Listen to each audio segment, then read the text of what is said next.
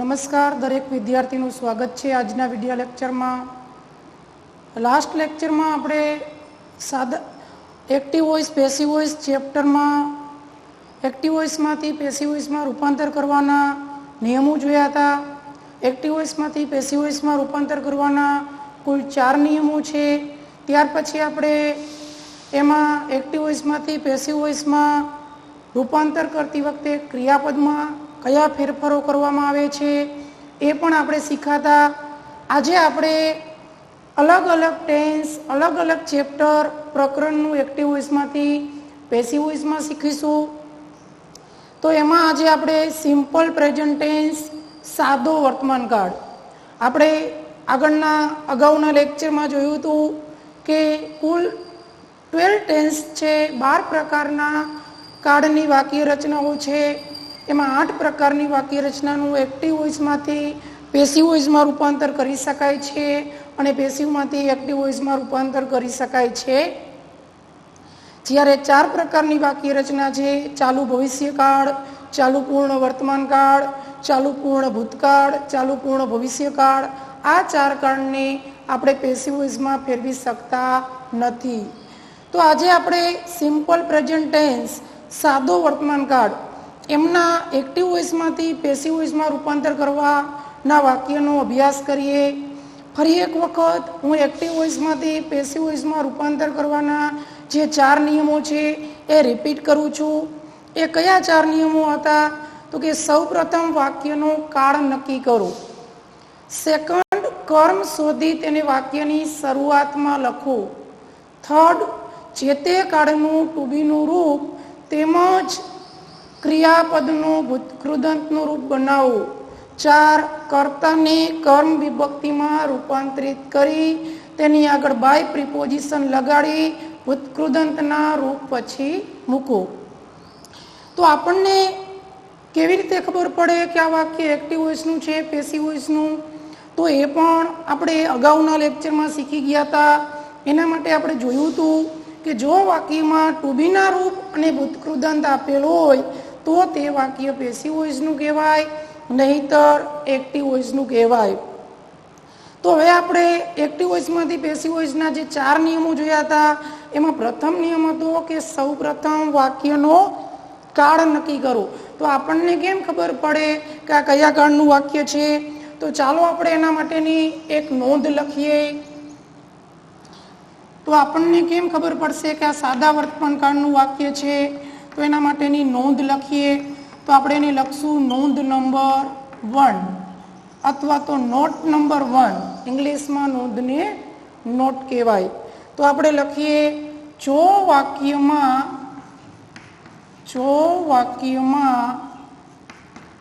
ક્રિયાપદનું મૂળરૂપ S અથવા yes પ્રત્યય વાળું રૂપ આપેલ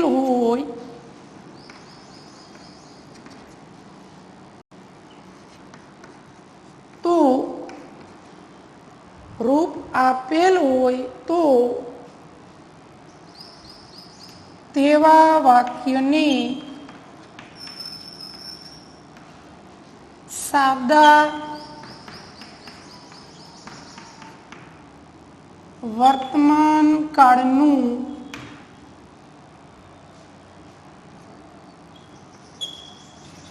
વિધાન એક્ટિવ વાક્ય કહેવામાં આવે છે અને તેનું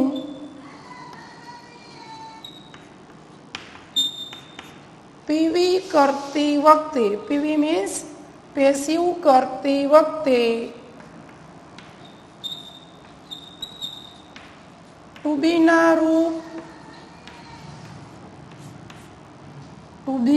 રૂપ એમિઝાર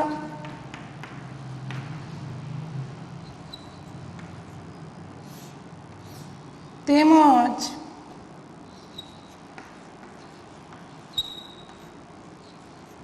ભૂતકૃદંત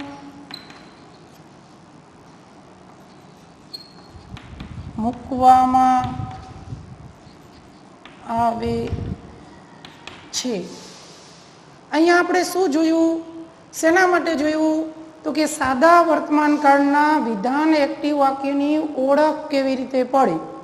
તો કે જો વાક્યમાં ક્રિયાપદનું મૂળરૂપ આપેલું હોય અથવા ક્રિયાપદનું એસ પ્રત્યય, જેને ઇંગ્લિશમાં સફિક્સ કહેવાય, એસ સફિક્સ વાળું અથવા ઈએસ પ્રત્યય અથવા તો ઈએસ સફિક્સ વાળું રૂપ આપેલું હોય, ક્રિયાપદનું મૂળ રૂપ એસ વાળું રૂપ અથવા ઈએસ વાળું રૂપ આપેલું હોય તો તેવા વાક્યને સાદા વર્તમાન કાળનું, કયા વાક્યનું, સાદા વર્તમાન કાળનું વિધાન એક્ટિવ વાક્ય કહેવાનું। કેવું વાક્ય કહેવાનું, વિધાન એક્ટિવ વાક્ય।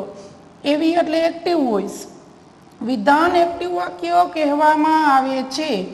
અને તેનું પીવી, પીવી એટલે પેસિવ વોઇસનું, શેનું, પેસિવ વોઇસનું વાક્ય બનાવતી વખતે, વાક્ય કરતી વખતે ટુ બીના રૂપ તરીકે, શેના રૂપ તરીકે, ટુ બીના રૂપ તરીકે આપણે ત્રીજા નિયમમાં લખેલું છે, સમજાવેલું છે કે જે તે કાળના ટુ બીના રૂપ, તો સાદા વર્તમાન કાળના ટુ બીના રૂપ કયા કયા, તો કે એમિઝાર, કયા કયા, એમિઝાર તેમજ ભૂતકૃદંત મૂકવામાં આવે છે।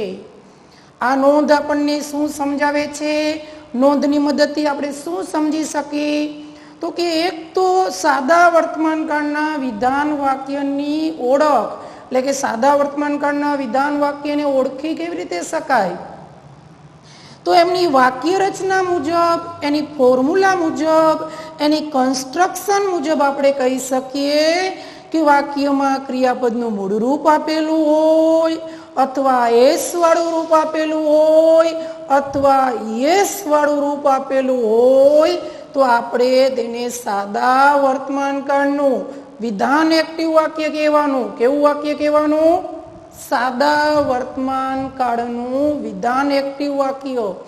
અને તેમનું પેસિવ કરતી વખતે આપણે શું કરવાનું છે, તો કે ટુ બી ના રૂપ એમિઝાર તેમજ ભૂતકૃદંત મૂકવાનું છે। શું, ટુ બી ના રૂપ એમિઝાર તેમજ ભૂતકૃદંત મૂકવાનું છે। તો આ જે નોટ છે, નોટ નંબર 1, એના આધારે આપણે એમની વાક્ય રચના એટલે કે ફોર્મ્યુલા લખીએ। તો અહીંયા હું વાક્ય રચના લખું છું। વાક્ય રચનામાં આપણે લખશું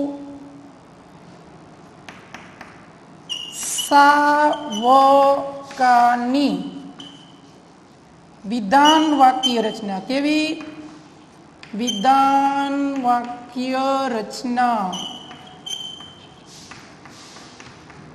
સાદા વર્તમાન કાળની વિધાન વાક્ય રચના। તો વિધાન વાક્ય રચનામાં શું આવે, તો આપણે પેલા એક્ટિવમાં લખીએ, એવી એટલે એક્ટિવ। તો એક્ટિવમાં શું આવે, સૌ પ્રથમ કર્તા પ્લસ મૂળ રૂપ ઓબ્લિક એસ વાળું રૂપ ઓબ્લિક ઈએસ વાળું રૂપ પ્લસ કર્મ પ્લસ અન્ય શબ્દ। સાદા વર્તમાન કાળની વિધાન ક્રિયા દર્શાવતી એક્ટિવ વાક્ય રચનામાં શું આવે, કર્તા, મૂળ રૂપ, એસ વાળું રૂપ અથવા યસ વાળું રૂપ પ્લસ કર્મ પ્લસ અન્ય શબ્દ। આ શેની વાક્ય રચના થઈ, સાદા વર્તમાન કાળની વિધાન વાક્ય રચના, પણ વિધાનમાં કેવી, એક્ટિવ। આ વાક્ય રચનાને આધારે આપણે આ નોંધ લખી છે। હવે આપણે એનું પેસિવમાં રૂપાંતર કરવું હોય તો કેવી રીતે થઈ શકે, આપણે એને પેસિવમાં કેવી રીતે ફેરવી શકીએ, તો આપણો નિયમ છે કે સૌ પ્રથમ વાક્યનો કાળ નક્કી કરો। તો આની મદદથી આપણે વાક્યનો કાળ નક્કી કરી લીધો, ઓકે, રાઈટ। સેકન્ડ, કર્મ શોધો।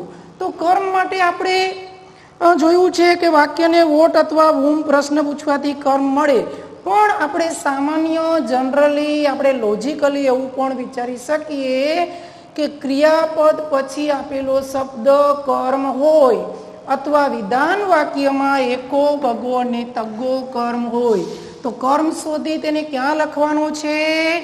વાક્યની શરૂઆતમાં. તો આપણે અહીંયા શરૂઆતમાં કર્મ લખીશું.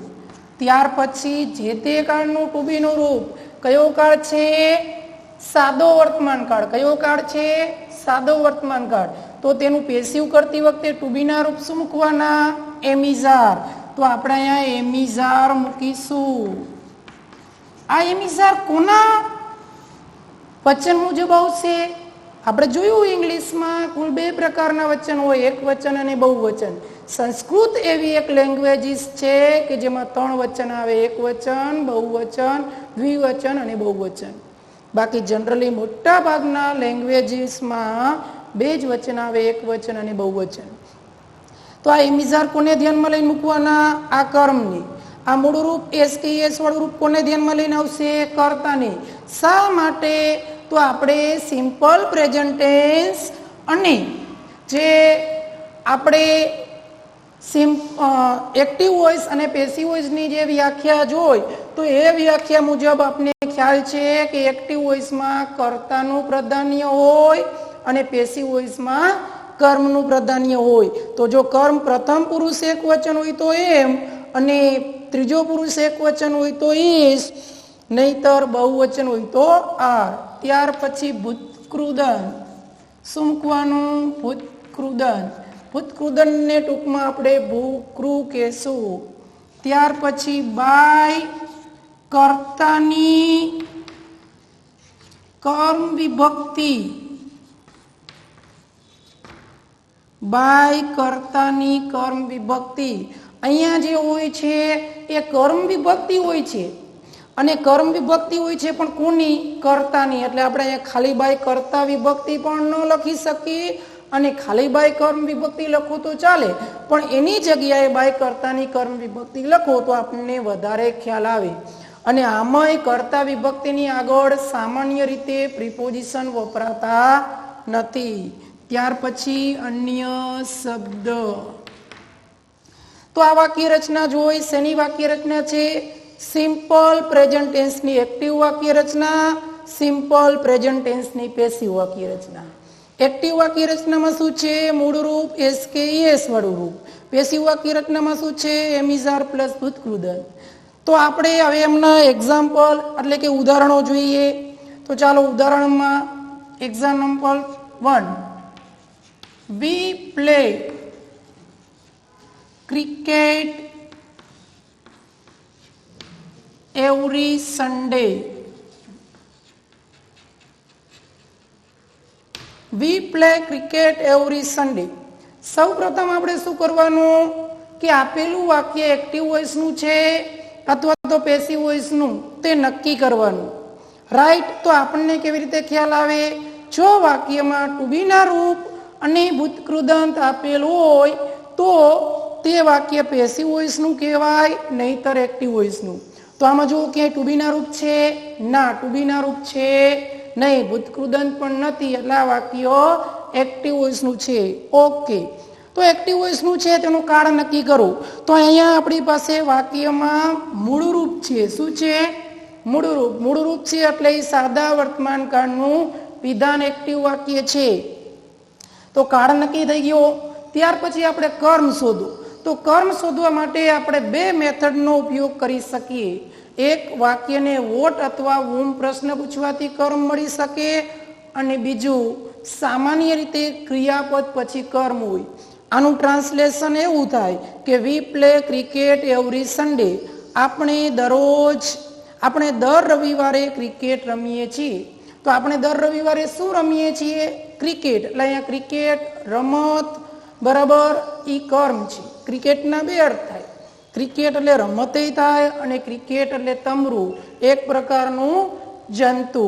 એટલા માટે તો અહીંયા ક્રિકેટ છે એ પ્રોપર નામ છે, પ્રોપર નાઉન છે, એટલે એની આગળ કોઈ પણ આર્ટિકલ આવતા નથી.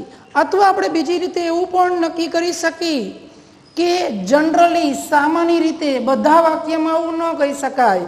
સામાન્ય વિદ્યાર્થીઓ ટ્રાન્સલેશન ન કરતા હોય આવું પણ નક્કી કરી શકે.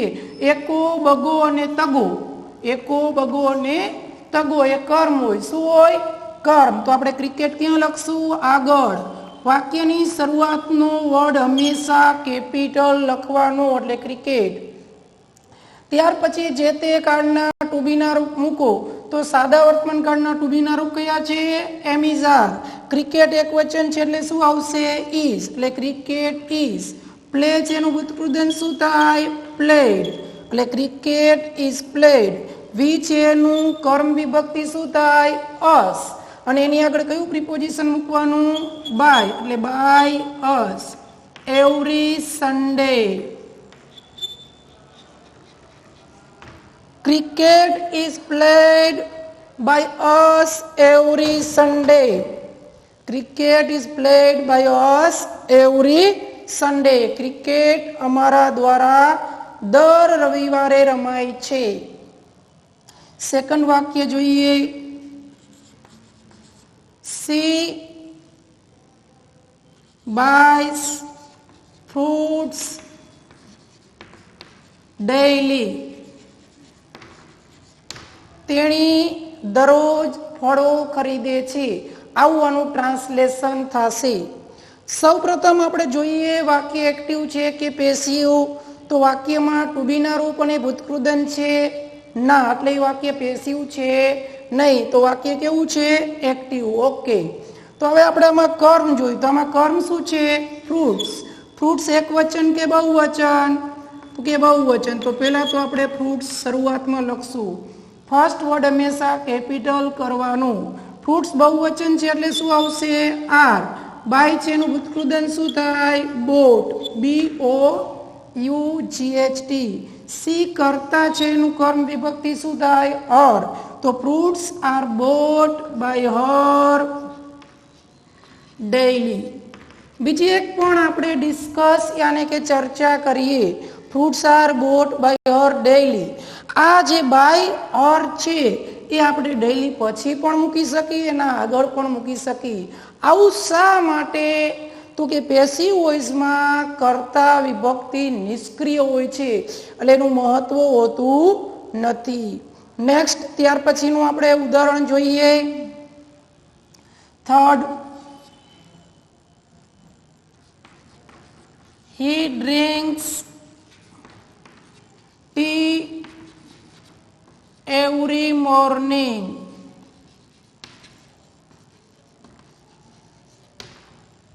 He drinks tea every morning.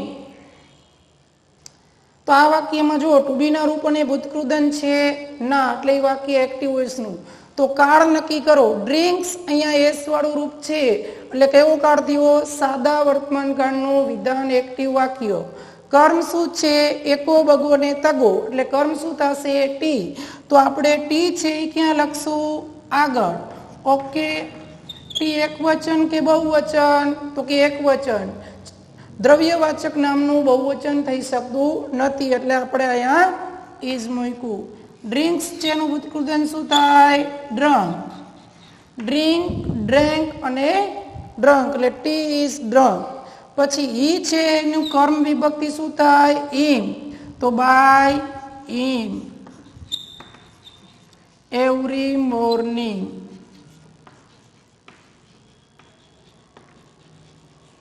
શું જવાબ બહેનો? Tea is drunk by him every morning.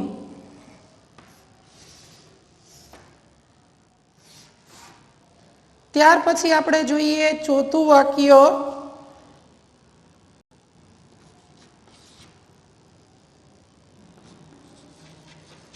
Radha sings songs daily. Radha sing songs daily. તો આ વાક્યમાં પણ જો ટુ બી ના રૂપ અને ભૂતકૃદંત છે ના, એટલે એક્ટિવ વોઇસનું વાક્ય. અહીંયા ક્રિયાપદનું એસ વાળું રૂપ છે. ઓકે. એટલા માટે એ વાક્ય કેવું થયું? સાદા વર્તમાન કાળનું વિધાન એક્ટિવ વાક્ય. પેસિવ કરવું હોય તો અહીંયા કર્મ શું છે તો કર્મ સોંગ્સ, સોંગ્સ ને આપણે ક્યાં લખશું આગળ. સોંગ્સ એક વચન છે કે બહુવચન તો કે બહુવચન, એટલા માટે શું આવશે આર. તો સોંગ્સ આર, સિંગ છે એનું ભૂતકૃદન શું થાય some. Songs are some. Radha છે એનું શું કરવાનું બાય રાધા. અહીંયા આપણે બાય ઓર નથી કરવાનું, સર્વનામ નથી મૂકવાનું. Songs are sung by Radha daily. ત્યાર પછી જો પાંચમું વાક્ય,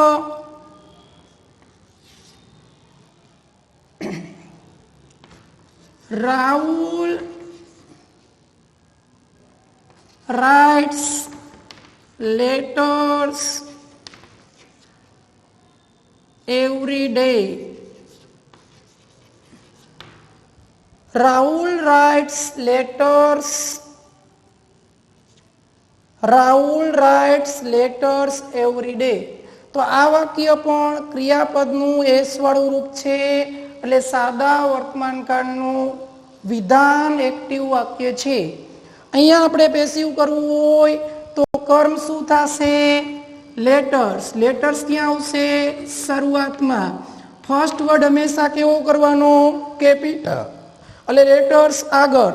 લેટર્સ એક વચન છે કે બહુવચન બહુવચન, એટલે આપણે શું મૂકશું આર. રાઇટ્સ છે એનું ઉત્કૃદન શું થાય રિટર્ન. ત્યાર પછી રાહુલ છે એનું by Rahul. Letters are return by Rahul every day નું એવરી ડે. તો આ જે વાક્ય જોયા એ વાક્ય સાદા વર્તમાનકાળના વિધાન એક્ટિવ વાક્યને આપણે પેસિવ વોઇસમાં કન્વર્ટ કર્યા, એટલે કે પેસિવ વોઇસમાં ટ્રાન્સફર કર્યા. તો ફરી એક મિનિટ આપણે જોઈએ કે સાદા વર્તમાનકાળના વિધાન એક્ટિવ વાક્યનો ખ્યાલ કેવી રીતે આવે, ખબર કેવી રીતે પડે. જો વાક્યમાં મૂળ રૂપ એસ કે યસ વાળું રૂપ હોય તો એને સાદા વર્તમાનકાળનું વિધાન એક્ટિવ વાક્ય કહેવાય, અને તેનું પેસિવ કરતી વખતે ટુ બીના રૂપ શું મૂકવાના એમિઝાર, બરાબર. અને ક્રિયાપદનું કેવું રૂપ મૂકવાનું ભૂતકૃદંત. તો દરેક વિદ્યાર્થીઓ પોતાની પેર નોટબુક કે જે બુક હોય ઇંગ્લિશની તેમાં બધા જ નિયમો એક્ઝામ્પલ લખી નાખશે, અને આવા 10 થી 15 વાક્ય હોમવર્ક તરીકે પોતાની રફ નોટબુકમાં એક્ટિવ વોઇસના અને પેસિવ વોઇસના લખશે.